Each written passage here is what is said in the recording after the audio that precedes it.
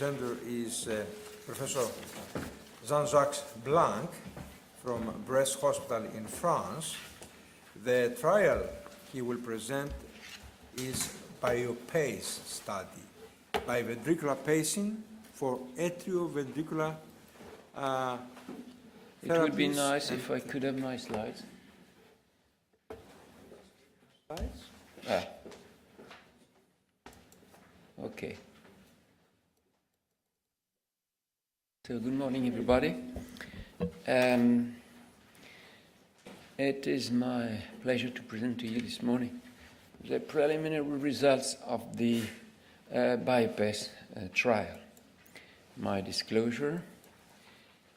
Atrioventricular block is a common disease in elderly patients and successfully treated with right ventricular pacing. However, in the last decade, several trials have shown that RV pacing may have deleterious effects related certainly to the fact that RV pacing induces desynchrony at the left ventricular level.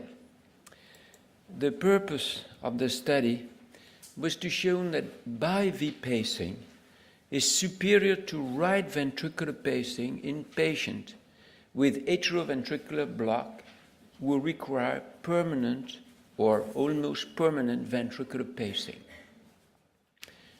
The primary endpoint is a hard endpoint, a combination of time to death or a first hospitalization consecutive to heart failure hospitalization. We enroll 1,810 patients from May 2003 to September 2007. These patients were randomly assigned before implantation either to RV pacing, 900 subjects, or to BIV pacing, 900 subjects. The mean follow-up duration is very long for such a trial, almost 6 years, and we had 680 events, mostly driven by death.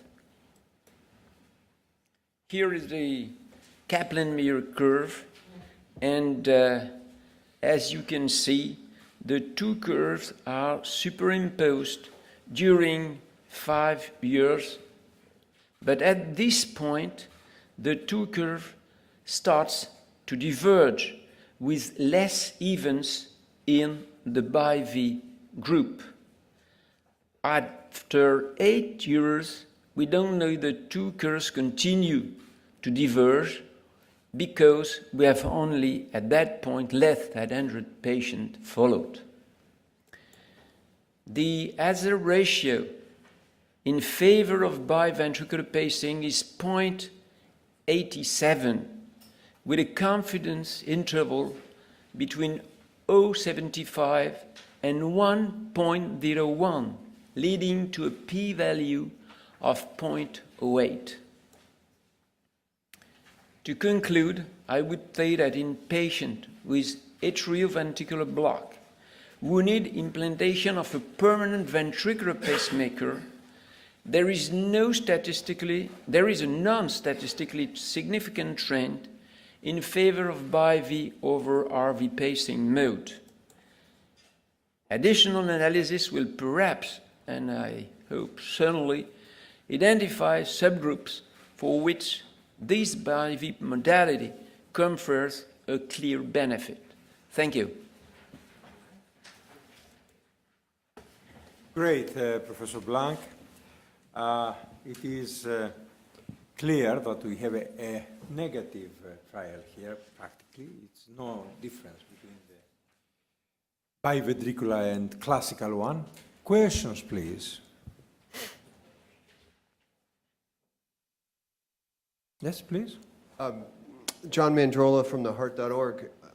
The block heart failure trial showed benefit, a biventricular and AV block pacing trial. They enrolled patients with lower ejection fraction. Were your patients normal ejection fraction? That's a good point. Of course, I have no time to present all the slides. As they say, Professor Vardas, all that will be shown during the presentation. But the patient had normal ejection fraction, 55% ejection fraction in both groups. So at the lower part of the normality, so those patients are normal. So it's possible that when you go back and look at that, with all the caveats of looking at post hoc data, it may be that patients with low ejection fraction benefit similarly. No, because we looked at that, and the patient were randomized according to pre-specified left ventricular ejection fraction. And in patient with low ejection fraction, below 50%, there is just a trend in favor of BIV, but it's not statistically significant, and even less, I would say, that for the entire group. Somebody else, please. What was the location of the RV leads? We haven't checked that, but generally it was in the apical site. Lynn Peterson with Trends in Medicine. So does this mean we'll see less need for doing biventricular pacing in these patients? I mean, will we just do RV pacing? What will it mean for the actual use going forward now? Okay, that's a simple question, but a difficult answer, I would say. As a scientist, I would say what Professor Vardas, it's P0.08, so it's not statistically significant. But as a physician, you have to notice there is a clear and important trend in favor of biventricular pacing after, say, 5 years at least. And therefore, we cannot ignore as a physician this point. What will happen later, I don't know. Maybe, as I said in my conclusion, that we will find some subgroup of patients that will clearly benefit and significantly benefit from this pacing modality. Jean, could you clarify again, because it is very important, this clarification. Your patients, these patients, were patients with an ejection fraction of? 55%. Above? Above what? 55 to 60 or 55? No, 50, a mean of 55. But did you include patients with low ejection fraction? Yes, we include patients with low ejection fraction. We have 570 patients with low ejection fraction, well, low, below 50%, with a mean of 41% ejection fraction, which is exactly the mean ejection fraction of the Block HF trial. What was the percentage of ARV pacing? Sorry? What was the percentage of ARV pacing and in patient with AF and Yeah, CRT? we looked at that precisely after 1 month after the implantation. It was around 90%. Okay.